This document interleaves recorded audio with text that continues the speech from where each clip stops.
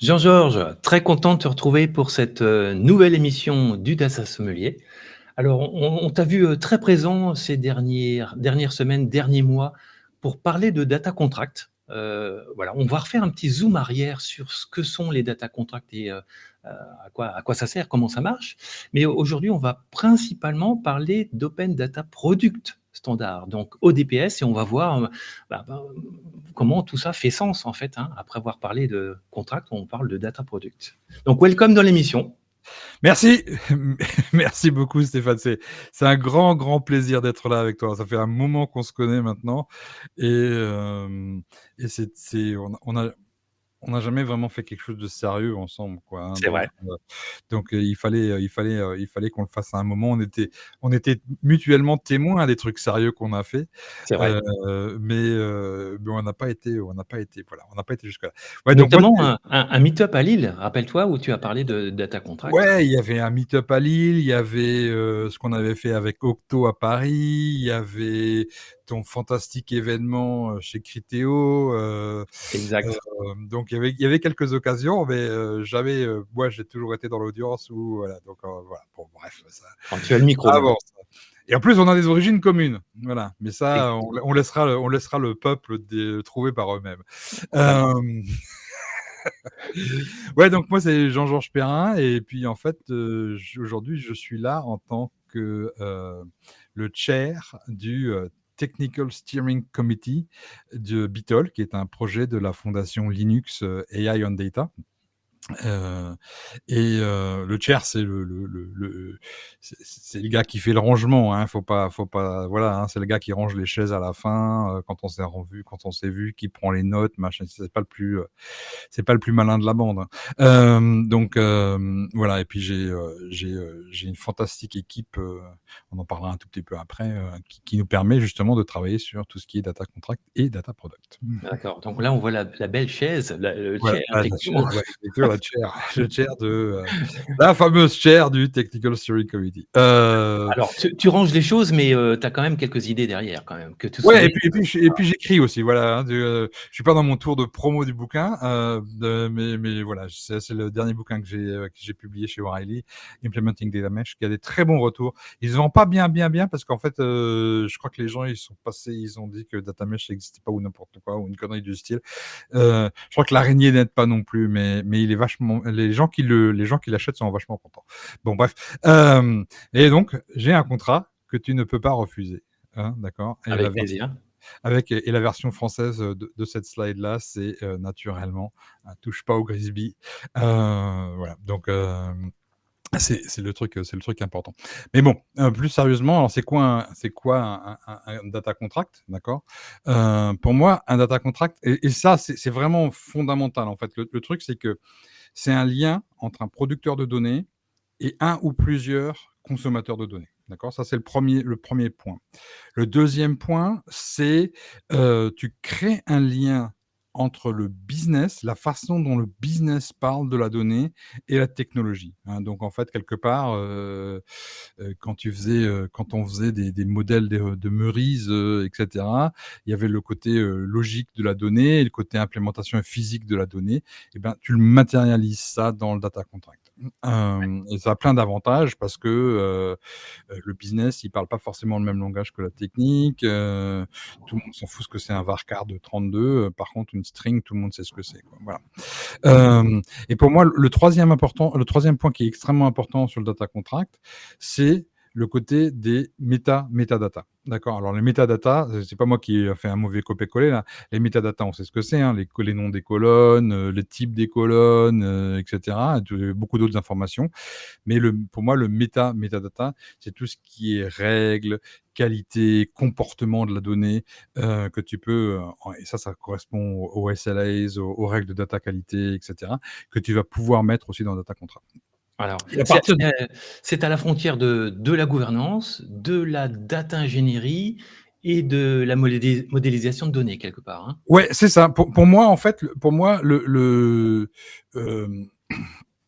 on est J'aime bien être à la frontière des trucs, on va dire. C'est là où il y a l'innovation, à la frontière des machins, d'accord? C'est dire, pendant longtemps, je voulais pas être, un data engineer. Pendant longtemps, je voulais pas être quelqu'un dans la data governance et en fait, je pense pas que je sois quelqu'un de la data governance. Je pense que je je par contre, tu vois, je veux dire, c'est aussi, un des cas d'usage de ça, c'est la une meilleure documentation. Alors est-ce que je suis un doc est-ce que c'est pour la documentation technique et cetera? Donc je veux dire, en fait, tu sais, il y a tout ça, il y a tout ce mélange en fait de choses qui sont là. Et c'est effectivement, tu peux imaginer que c'est une collaboration entre les gens qui sont au niveau de l'ingénierie, d'accord, les data engineers, et de la gouvernance, quoi, d'accord. Et c'est comme ça que tu peux. Il y a un des piliers de Data Mesh qui est la fédération de la gouvernance fédérée. Et c'est pour moi, c'est quelque chose de fondamental et qui est pas forcément quelque chose de facile et qui est pas forcément quelque chose que les gens compréhendent facilement. Donc, pour moi, c'est là où ça devient extrêmement important et le contrat, le data contract est un des supports, quoi. Ouais, Et je veux dire, en fait, à partir de là, le truc fondamental, d'accord, c'est de dire que ton data contract, ça devient ta source de vérité pour les métadatas. Et si tu te mets dans cette mentalité-là, dans cette posture-là, tu t'aperçois qu'en fait, tout devient possible, d'accord? C'est plus le schéma qui est, de la base de données qui est la source de vérité. C'est pas ce que tu as dans ton data catalogue qui est la source de vérité. C'est vraiment le data contract, d'accord? ouais. Donc en fait, tout va tourner autour de là. Si tu versionnes ton data contract, tu vas pouvoir versionner tes données et cetera, d'accord? Et ça change réellement la façon dont tu peux voir les choses, quoi. Voilà. Ouais.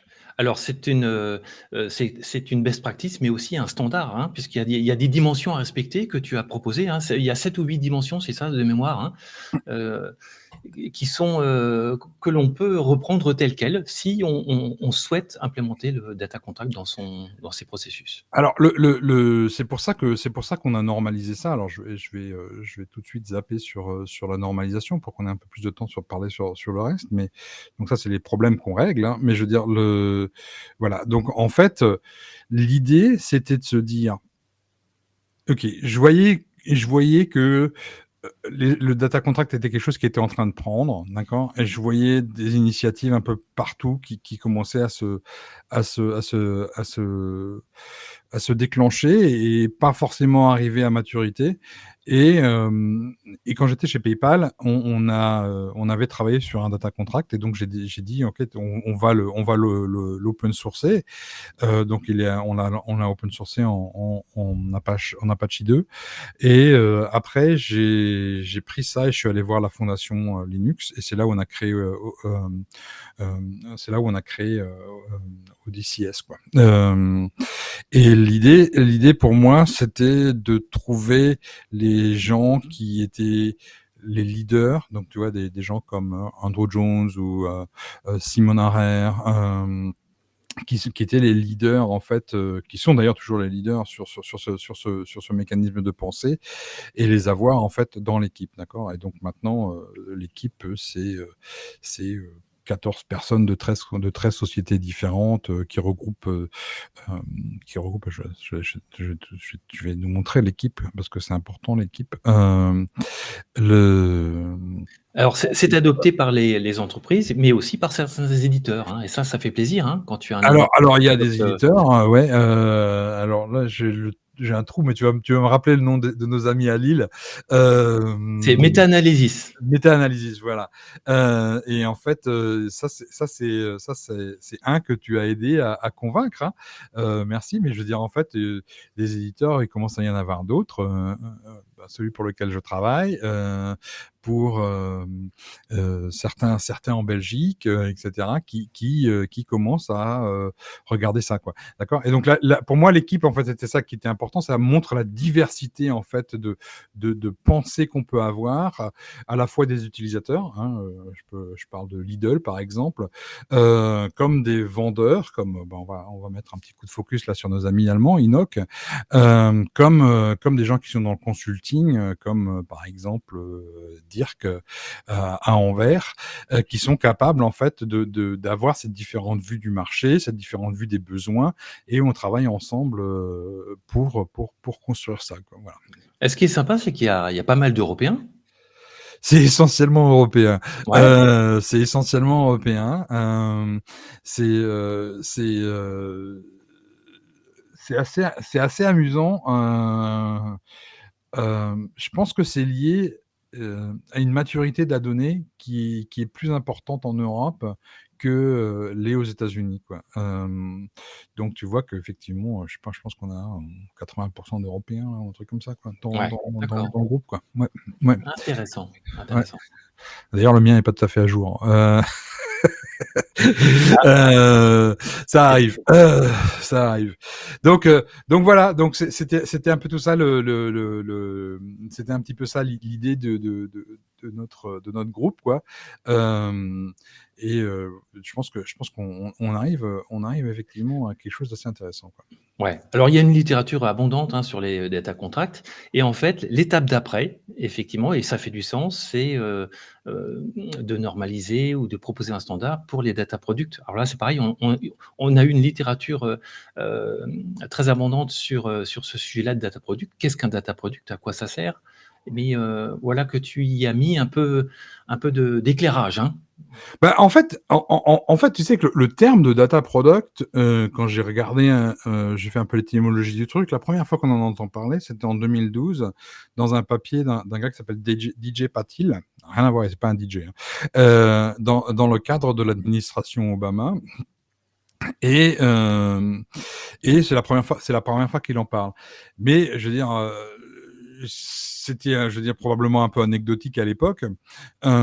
Juste que je pense qu'il y a vraiment eu un effet de, de popularisation de ça quand Jean-Marc a parlé de tout ton data mesh et du rôle des data products à l'intérieur du data mesh. Et je pense que c'est là où ça a vraiment commencé à tilter, quoi, et à devenir populaire, quoi.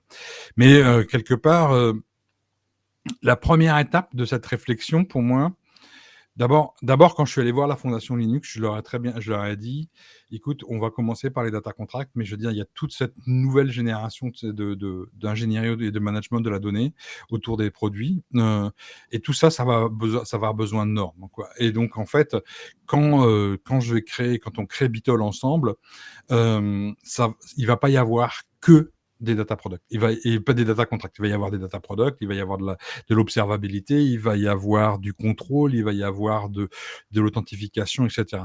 Donc tout ça, en fait, il faut que ça puisse marcher ensemble, pas de façon exclusive, parce qu'il faut pouvoir s'adapter à l'existant dans les entreprises, mais il y a une vraie vision de roadmap, tu vois, sur ça. Donc en fait, le data product, c'était déjà dans notre roadmap depuis le début, quoi. Ouais, ça a du sens, ouais. Et, et donc, en fait, une des premières étapes par rapport à ça, c'était de se mettre d'accord sur une définition.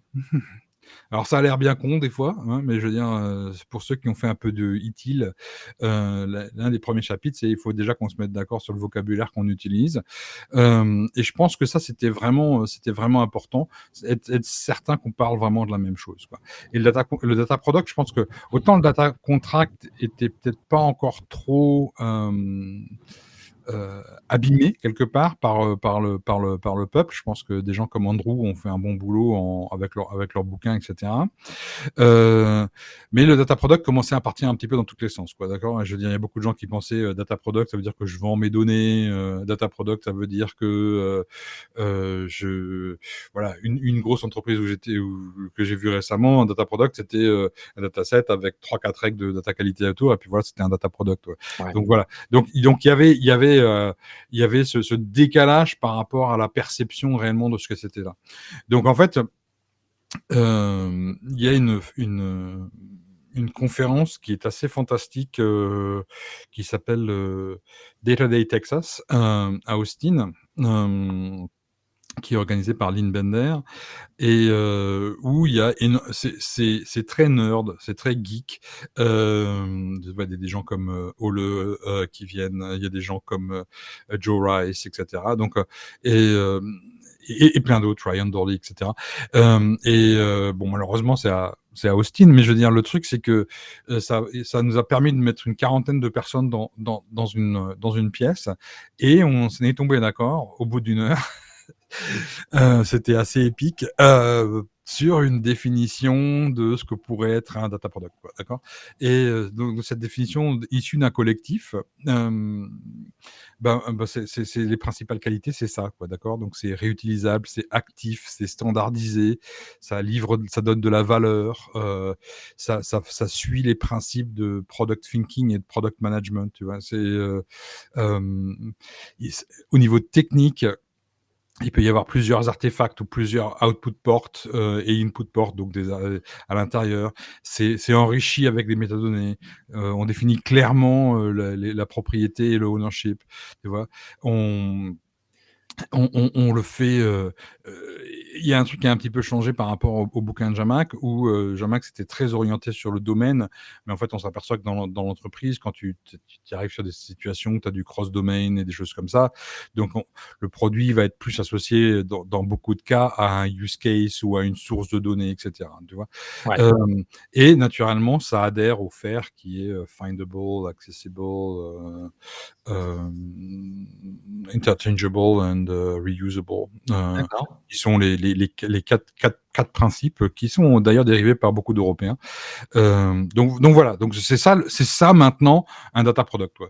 Et on a poussé la définition sur Wikipédia, donc ça maintenant c'est dans le cycle de vie de Wikipédia, etc. Donc voilà, c'est it's here to stay, quoi. Tu vois, ça va rester un petit moment. Ouais. Je pense que de ce côté-là, c'est intéressant, quoi. Voilà. J'avais bien aimé, l'image qu'on prend, par rapport au retail et la boîte de cornflakes, hein, donc la boîte, qui a une certaine, dimension, qui contient les cornflakes avec, sa date de péremption, les ingrédients et cetera, et c'est ça que l'utilisateur va acheter. Il va acheter un contenu en fait, hein, avec je dirais des propriétés bien précises, et on peut Ouais. l'imaginer comme ça. Ouais, non. Alors c'est une super image. Je pense que je vais virer la mienne et je vais prendre une boîte de cornflakes à la place.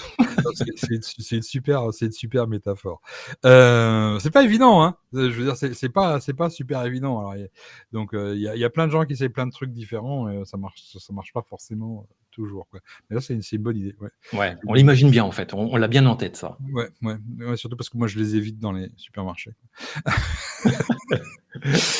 Le Donc en fait, l'étape suivante pour nous au niveau de Beetle, c'était de dire, ok, on va on va normaliser les data products. Et donc, on a fait, dans notre nomenclature de produits, hein, tous les standards qu'on a sont open quelque chose et ça finit par standard, donc ça laisse pas beaucoup de lettres au milieu, quoi, mais là, ça tombe bien. Donc, le Open Data Product Standard, et, et ça ressemble à ça. Alors, c'est vrai que c'est peut-être un petit peu technique comme ça, mais l'idée, tu vois, c'est ça se greffe sur les data contracts, d'accord. Ouais. Donc, tu le vois bien ici, les data contracts ont une place de choix. Comme beaucoup de standards, on a un peu modifié cette représentation par rapport au data contract, mais tu vois bien ce qui est requis et ce qui est optionnel, d'accord? Ouais, alors on voit pas forcément ta souris si tu la passes, hein, c'est pas, Ouais. recordé avec, mais, tu peux essayer de le décrire, autrement si tu Ouais, pardon, donc en fait, donc avec le petit carré rouge à côté, hein, le petit rectangle rouge où il y a écrit rec dedans, c'est tout ce qui est requis en fait et qui est obligatoire en fait à mettre dans la spécification de ODPS, et tout ce qui est vert avec opt, c'est optionnel, d'accord. Et donc ça permet d'enrichir beaucoup ce qu'on veut faire, mais ouais, c'est pas requis, quoi, d'accord. d'accord, Donc ça permet de commencer très rapidement. Pour moi, ce qui est important, je pense qu'en data engineering, je vais pas dire que c'est un problème, mais euh, dans le software, maintenant, tu sais, ça fait 20 ans qu'on fait de l'agile ou 25 ans qu'on fait de l'agile, on sait qu'on va pouvoir, à part dans certains cas, on va pouvoir updater le software, quoi, d'accord, assez régulièrement, et donc on a cette vision en fait d'un produit qui peut évoluer, etc. Dans la data, on n'était pas vraiment dans cette optique-là. Donc, en fait, on était plus dans une optique de projet. Je ficelle le truc, c'est bouclé.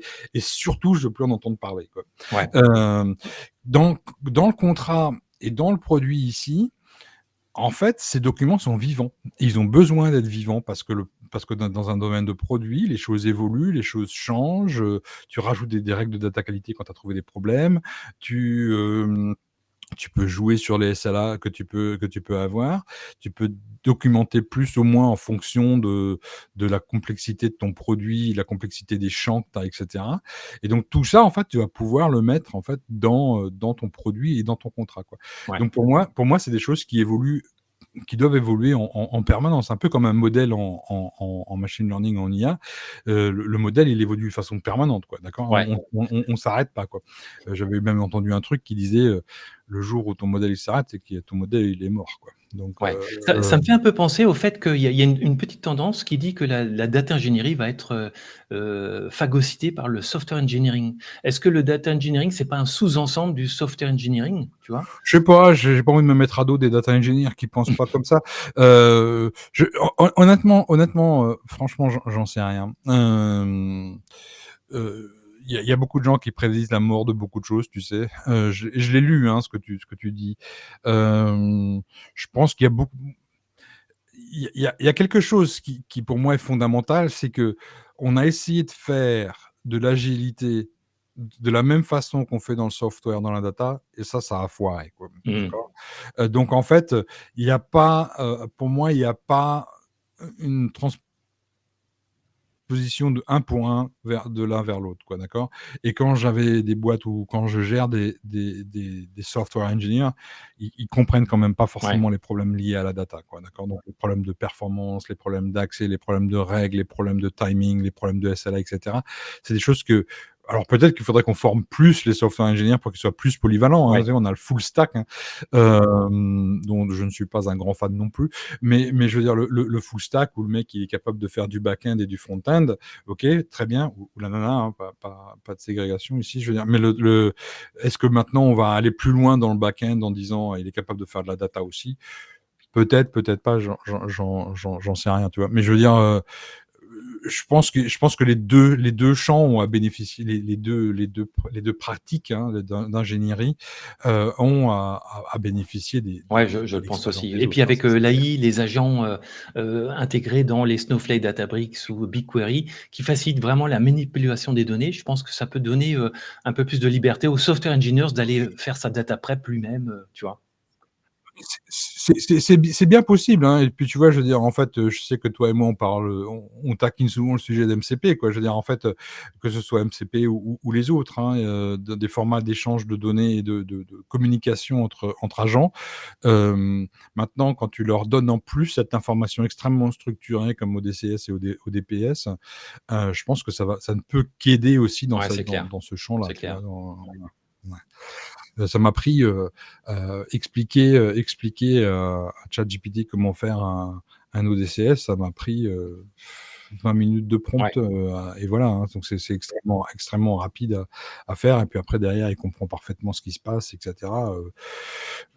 Donc non, donc effectivement, il y a un lien avec l'IA qui Qui est qui clair, hein. Ouais, qui ouais, qui n'est pas je suis nul. d'accord. Je Ouais, pense que il ouais. y aura encore moins de mal avec la partie, product parce que j'ai l'impression qu'on peut toucher le produit, tu vois? On l'achète, on peut le toucher, et ce sera plus facile Ouais. de faire passer le message dans les équipes, je pense.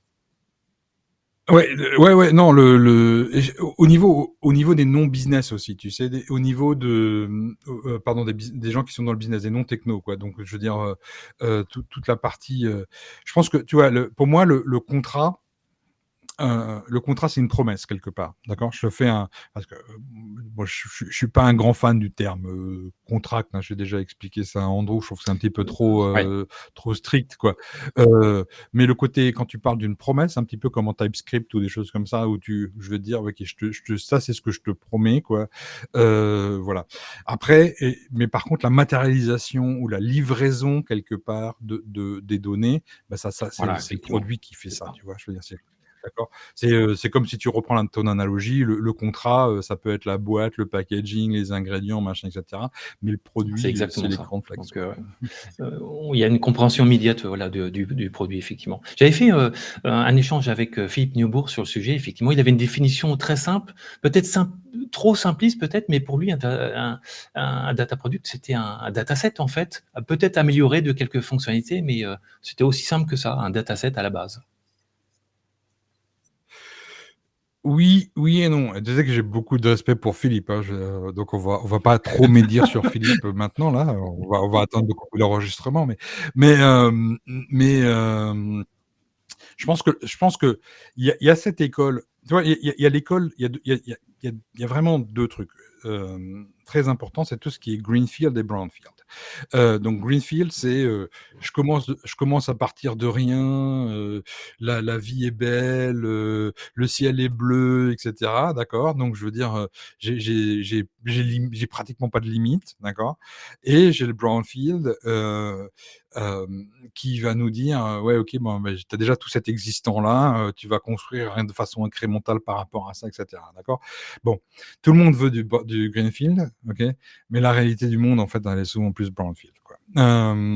Et donc je dirais que l'approche de Philippe, qui à mon avis est pragmatique, c'est de dire: «Ouais, bon, à la base, tu as un dataset et tu peux effectivement le Mmh. transformer en data product», quoi. Et j'adore cette approche-là, quoi. Il y a énormément de software vendors que je vais pas citer, mais dans les tops, ceux qui ont les hyperscalers en général, ils ont une vision super simpliste du monde, comme ça, en disant: «Bah, écoute, ils le disent pas directement comme ça, hein, mais tu jettes tout, et puis pour tes prochains trucs, tu prends du greenfield et puis ça va se passer très bien, quoi, d'accord? Bon, non, c'est pas la vraie vie, quoi. Donc en fait, donc le brownfield où tu peux dire, effectivement mon data product, c'est un dataset, super amélioré on steroids, avec des ports de contrôle, avec des règles de qualité, avec des SLA définis et cetera.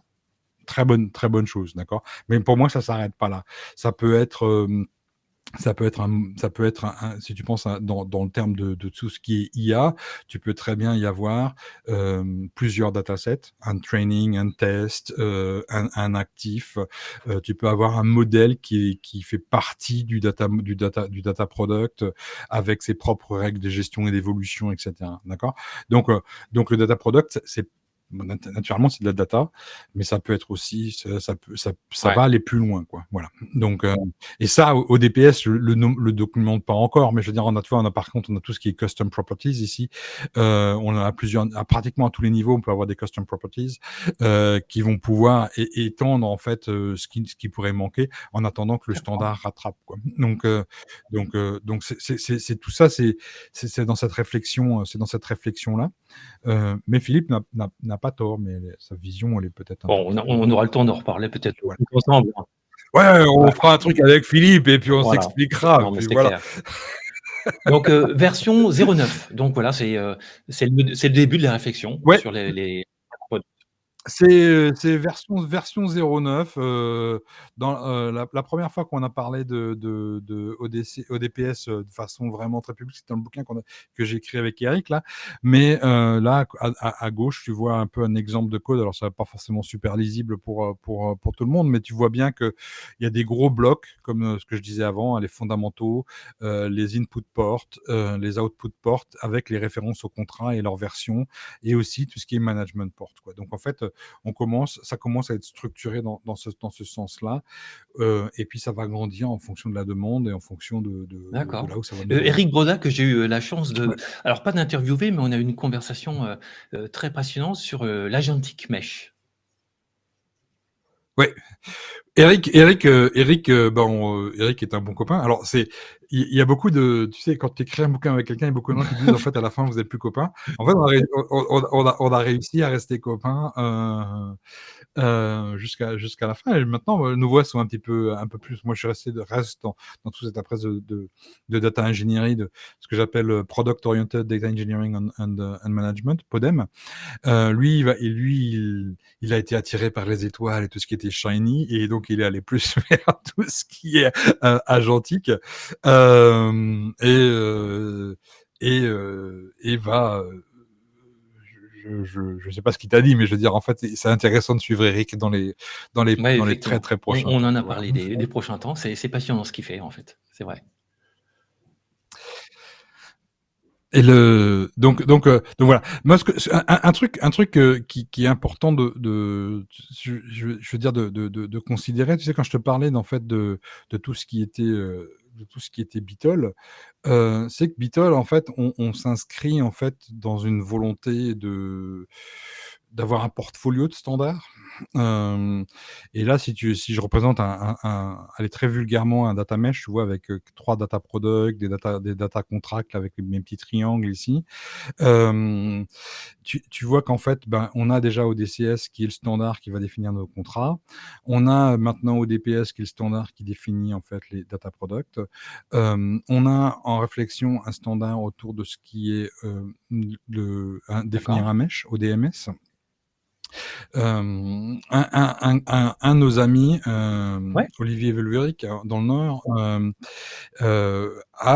m'a fait justement remarquer qu'en fait, pour beaucoup de gens, il y avait une notion de data mesh d'entreprise, mais c'était pas forcément vrai. Il y avait peut-être la notion d'avoir un data mesh départemental, en fonction de la maturité de différents départements dans l'entreprise ou différentes brands dans l'entreprise. Donc en fait, il y a une notion pour moi de dire: «OK, ben, comment on va pouvoir définir cette notion de data mesh, de façon indépendante de son contexte?» Et après, il faut pouvoir communiquer avec le monde extérieur, parce que si tu communiques pas avec le monde extérieur, tu es condamné, je sais pas, à faire des trucs un petit peu théoriques, quoi. Hem Et c'est là où, on travaille sur, Ours. Donc, l'idée de pouvoir, ramener les résultats de data qualité et d'observabilité que tu peux collecter. Là, tu vois, par exemple, des choses comme, Action, Datadog, ServiceNow, ou Great Expectations, où tu pourrais aller collecter ces informations, mais tu Ouais. peux aussi les piloter, d'accord? En disant, bah, voilà, mon data product, il a besoin de ces règles de data qualité, il les transmet à l'outil, quoi, D'accord. hein. N'oublions pas, data contract, la source de Bah, c'est ce vérité qui des manque métadonnées, aujourd'hui à quoi. la moderne data stack, Ouais. hein. Ce sont des composants qui, parlent plus ou moins entre eux et qui sont pas forcément pilotés par ces spécifications-là ou ces standards, hein. Ouais, je pense que si on veut, parce que si on veut extraire, je veux dire, le modern data stack, et après il faut voir un peu la définition de ce que de ce que voient les gens. C'est pour ça que je m'écarte un petit peu de ça, parce que il y a certains qui ont essayé de le prendre au niveau d'un plus commercial et dire en fait c'est ces trois quatre produits qui sont dans mon modern data stack, et en dehors de DBT nos Ouais. futures, quoi, d'accord. Euh, Moi, je pense que c'est un petit peu ce que Jamac disait aussi dans son bouquin, c'est que on n'est pas, on travaille à des niveaux qui sont beaucoup plus élevés que juste Ouais, c'est ça. l'implémentation physique Là, il y d'un a un outil, niveau tu vois. de Donc, d'architecture, en fait, presque. ouais, c'est ça, c'est ça. On est au niveau, on est beaucoup plus à un niveau de flux et on se rapproche du business, d'accord? Parce que le business, c'est ce ils vont plus facilement comprendre des choses comme ça que de comprendre en fait Ouais, des on est varcars de d'accord. 12, quoi. D'accord, d'accord. Bah, alors donc, ORS, enfin ORS et OOCS, c'est en devenir, hein? Les trois en bas là, ODMS, Ours et Oux, ceux-là, ils sont en devenir. On a commencé un peu à avoir des réflexions autour de ça. J'aimerais bien les D'accord. sortir en 2025, mais il faut bon, voilà, hein, les Linu la et on accueille des gens, hein. Je veux dire, très bien, je veux dire aussi ça. Je veux dire, s'il y a des gens qui se sentent inspirés par rapport à ça, venez nous rejoindre sur Bitol. Heu, c'est la seule chose qui est calendaire quelque part, c'est la réélection du D'accord. chair qui est en décembre. Hem, mais le reste, bah, il y a des gens qui viennent, qui partent, hein. C'est un peu, je veux pas dire que c'est l'auberge espagnole, mais un peu Bon, quand même, tu vois? Je veux dire en fonction des besoins immédiats des uns et des tu autres, voilà, ça participe. Ouais. exactement, je veux dire, il y a des gens, quand on a commencé tout le travail autour des data contracts, des gens qui étaient extrêmement motivés pour les data contracts, qui sont un petit peu moins motivés par tout ce qui est data product. Donc je veux dire, en fait, il est normal qu'ils continuent plus et qu'ils aient plus d'efforts, sur cette partie-là. Maintenant, il commence à y avoir des gens qui se rendent compte que, ben, quelque chose comme, Ours et Hooks, ça devient vachement important, et on a commencé, voilà, dont certaines grosses sociétés françaises, qui sont, intéressées D'accord, par donc, participer, quoi. je suis Donc, le timekeeper, je vois le temps file. Peut-être le mot de la fin, et ça pourrait être aussi le call to waouh, action, ouais. en fait, c'est d'inviter ceux qui veulent bien à contribuer, hein, à tout ce projet. Rejoignez-nous sur Beatle, beatle.io, d'accord? Pendant qu'on conclut, je vais juste, laisser cette slide-là, d'accord? Donc rejoignez-nous, c'est extrêmement, c'est un groupe extrêmement ouvert. Je suis assez rarement celui qui a raison dans l'audience, d'accord? On a des gens qui sont extrêmement brillants. Hem, pour l'instant, on a réussi à avoir une bonne évolution des standards. On n'est pas dominé par un vendeur. On n'est pas, tu vois, il y a beaucoup de choses dans l'open source où il y a un vendeur qui est là, et puis quand le vendeur il en a marre ou il change sa stratégie, le truc il part. Là, il y a des gens qui sont très constants depuis le début du projet Bitol, mais il y a des gens qui sont venus récemment. Je pense à Andrea et à Diego, qui sont venus récemment et qui sont extrêmement actifs et qui reprennent machin. Il y a des gens qui sont peut-être un petit peu moins motivés ou stratégiquement c'est moins important pour eux et ils partent, quoi. Voilà. Donc Bitol, en fait, les gens sont bienvenus. On prend ce qu'ils ont à donner. On leur demande. Bon, on demande un minimum de commitment, quoi.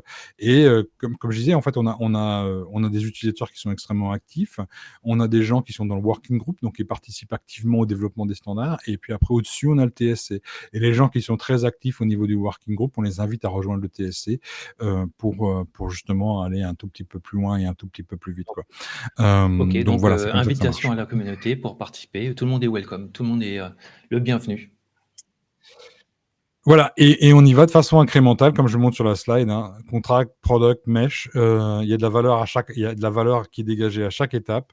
On incrémente sur chacun en vertical à la fois aussi, d'accord. On rajoute des fonctionnalités, on rajoute de la valeur.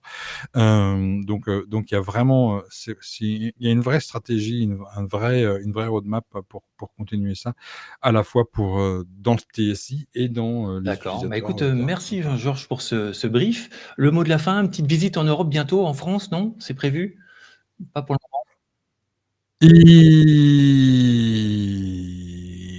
Et Bon, affaire à probablement. suivre, on dira. Affaire à suivre, mais dans le cadre de mon nouveau job, je vais bouger un petit peu plus et donc en fait, il est très fort probable que l'on se voit Bon, ah bah, en chair et en ce os, sera toujours mon avec plaisir. cher On a Stéphane. tellement de trucs à se dire à chaque fois que c'est un grand plaisir. Eh ben, Ouais, écoute, ouais. je te remercie. À très Bon, bientôt, en vrai, en chair et en os, certainement, en France et ben, toujours, très preneur de suivre le la suite, hein, Data Product, Data Mesh et puis, les 2 autres modules qui arrivent là, pas très prochainement, avec plaisir pour ouais. en parler. À très bientôt. À très bientôt Stéphane. Merci beaucoup.